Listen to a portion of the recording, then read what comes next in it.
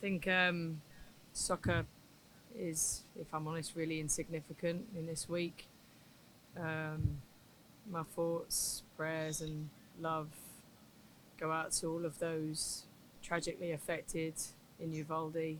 Um, Culturally, that's very different for me, coming from a country where guns don't exist. And as a parent of young children, um, shocked me to the absolute core, that someone can do such a horrendous act, take away lives of innocent people and young children. So yeah, a really really sad week in terms of living in this country, and the events that have happened in this country. And yeah, makes me think about whether I want to raise my kids here, to be honest.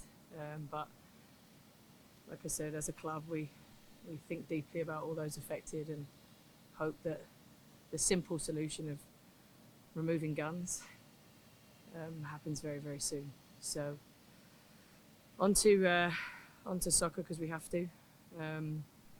Yeah, obviously, really pleased with the result last weekend. A really difficult place to go.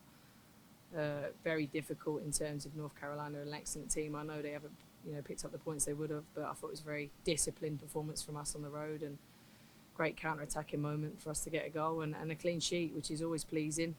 And we're building off that now for the weekend. Okay. Um, so I just wanted to ask your thoughts on later in the season when some of the international players are going to be out. Are you starting to look at who might be available, maybe some more Stanford players or anything like that? Yeah, we have to plan ahead. That's the nature of this league, is that we play through FIFA windows. So we're going to be missing our European players for a vast majority of July. We're going to be missing our national team players for periods of June and July. So we have to plan ahead. But that's why we've got a deep roster. We're still looking to potentially sign a couple more.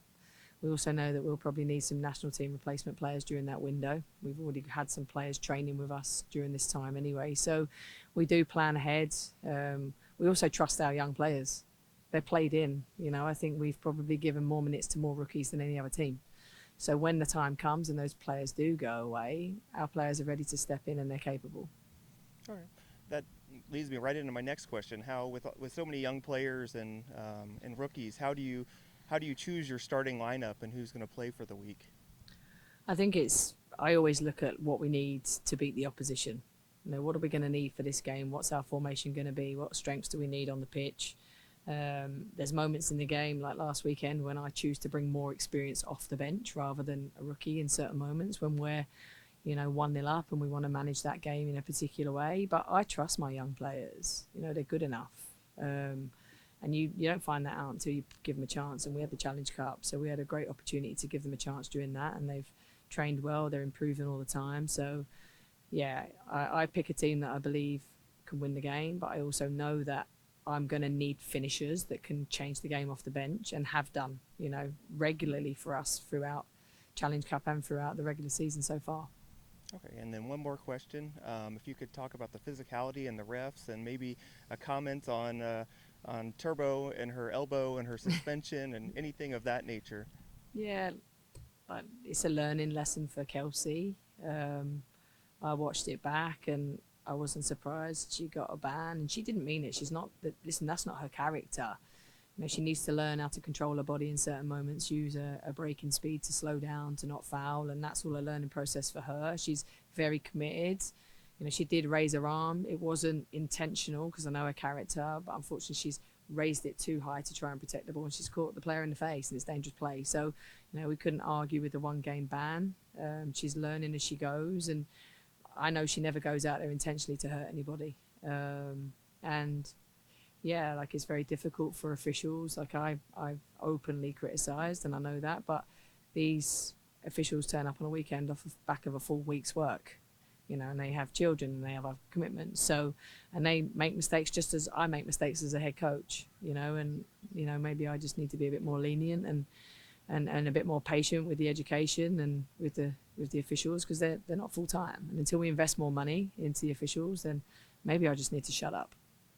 Okay, thank you very much. Thanks.